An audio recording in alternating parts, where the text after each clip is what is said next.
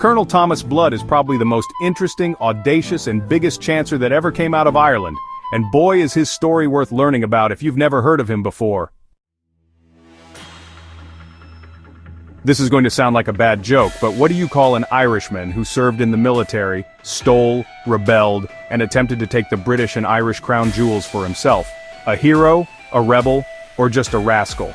Today, please join me and we'll explore the life of one of Ireland's most notorious adventurers, Colonel Thomas Blood, and provide an answer to the question, was he a self-serving outlaw or a fearless Irish hero? Born in County Meath, Ireland in 1618, Thomas Blood was a guy who refused to fit neatly into any one category. Blood's early life can be inferred from his family history. His father belonged to the Anglo-Irish gentry and was a minor Protestant landowner. Young Thomas had a good start thanks to this status, which provided him with social connections, a great education, and a somewhat safe upbringing. Blood, however, was never satisfied with leading a tranquil life as an Irish landowner. From a young age, he demonstrated ambition, intelligence, and an unquenchable thirst for adventure. Blood left Ireland in the 1640s to pursue his fortune in England. At that time, King Charles I and Parliament were at odds in the English Civil War. Blood originally supported the king, but his loyalty was short-lived. Ever the opportunist, Blood changed sides when it became clear to him that the parliamentarians, under Oliver Cromwell, were winning the war. He was commissioned as a captain in Cromwell's army due to his military prowess and charisma, and he participated in several of the war's most significant campaigns. Despite Blood having already departed active duty when Cromwell's army launched its campaign in Ireland in 1649, and even though he would eventually profit from the redistribution of Irish territory that followed Cromwell's invasion, he was not involved in the genocides that took place in Drogheda and Wexford at the hands of Cromwell's army. Regardless, most common Irish people viewed Blood as a symbol of Protestant dominance rather than a hero of revolt because of his affiliation with Oliver Cromwell's government. Blood went back to Ireland after the war in the hopes of getting his prize for aiding Cromwell's government. After the conquest of Ireland, he received land as his reward, and as he had expected. But Blood's world was completely upended in 1660 when the monarchy was restored. The Cromwellian squatters, as they were called, and of which he was one, were evicted when King Charles II regained the kingdom.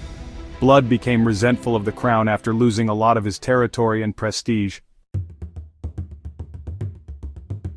Blood, who was always on the go, joined the Irish insurgency.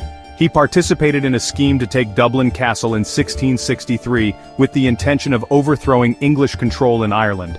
Blood barely eluded capture, and the daring revolt failed horribly.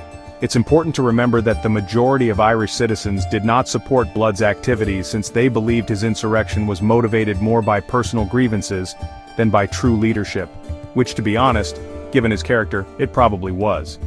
Many viewed Blood as a self-serving opportunist, despite the fact that he presented himself as a defender of the Irish cause for freedom. After this rebellion failed, Blood had a bounty on his head but managed to escape to England and avoid apprehension by donning various disguises and aliases. Depending on the situation, he changed his identity and became a soldier, a priest, or a doctor. These abilities would be useful in his most notorious adventure.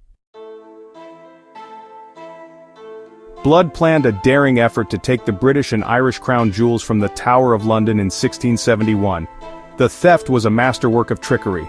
Blood made friends with Talbot Edwards, the elderly guardian of the crown jewels at the Tower, while posing as a cleric. Blood courted Edwards's family over a number of trips, even suggesting a marriage between his son and Edwards's daughter as a ploy to win their confidence. Then one day, after being fully assured that he had garnered Edwards' trust, Blood and his cronies launched their daring plan. Edwards, fully trusting Blood, led him into the tower. Blood then beat Edwards and had him bound and gagged. Once the jewels were secure, Blood broke the crown to make it easier to carry. Blood then jammed the royal orb inside his pants. However, they were apprehended before they managed to escape. For a crime of this magnitude, Blood knew he faced certain execution. However, Blood had the luck of the Irish with him, and for some unknown reason King Charles II pardoned Colonel Blood, much to the amazement of everyone at the English royal court. Even more astonishing, King Charles then also rewarded Blood with land in Ireland. The reasons why remain to this day unknown. Some claim that the monarch was impressed by Blood's boldness and bravery, while others think Blood had some hold over King Charles, and it was this secret regarding the royal court that caused King Charles to behave so kindly towards Colonel Blood. For some reason I like to think that Blood somehow convinced the king that he was extremely popular in Ireland, and that the people would rebel again if Blood was executed. There is no historical basis for me thinking that, other than Blood was known to be a charmer and to be frank, a bit of a con man, so I could easily see him playing that to his advantage with a king recently restored to the throne after a long war. Let me know in the comments what you think made King Charles reward Blood instead of lobbing his head off. The pardon solidified Blood's status as a legendary outlaw, regardless of the reality. Blood's life didn't become any easier despite his newfound prominence. When he returned to Ireland, he found it difficult to run the estates that had been granted to him. Although his exact place of residence during this time is lost to history, we do know from court records and scandal rags that Blood was still getting himself into trouble. He continued to be known as a rogue and was beset by debt and legal troubles. Blood developed a sour rivalry with the Duke of Buckingham, a strong and significant figure at court, which led to significant legal problems in his final years. Blood was financially destroyed by the court case after the Duke successfully sued him for slander. Under the strain of these legal issues and his immediate bankruptcy, Blood's already deteriorating health got worse.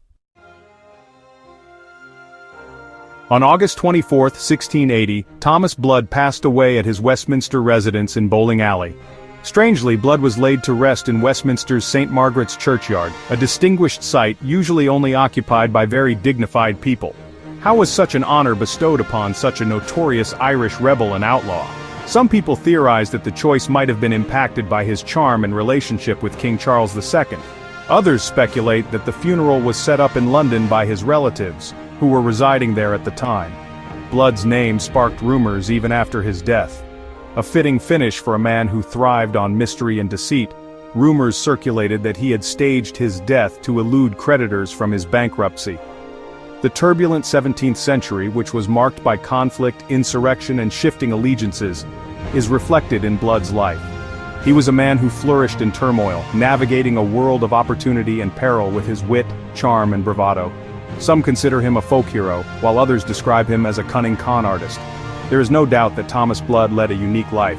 His tale is still among the most intriguing in Irish and British history, from his audacious theft of the crown jewels to his rebellion in Ireland. Thanks for watching our video. For more amazing historical tales, please like, share, and subscribe to our channel. If you liked this video, you may also like our videos on Ireland's most gruesome witch trials, or our investigation into the Finders Cult, the original Jeremy Epstein. If you would like to support the channel, you will find a link to our Patreon in the video description. By clicking the link, you can get a 7-day free trial and access to exclusives such as our TV and movie reactions like Das Boot, X-Movie, Band of Brothers, and many more. This month's movie reaction releases are Wolf's Creek and the Cube movie. Don't miss out. Until next time, God bless and bye for now.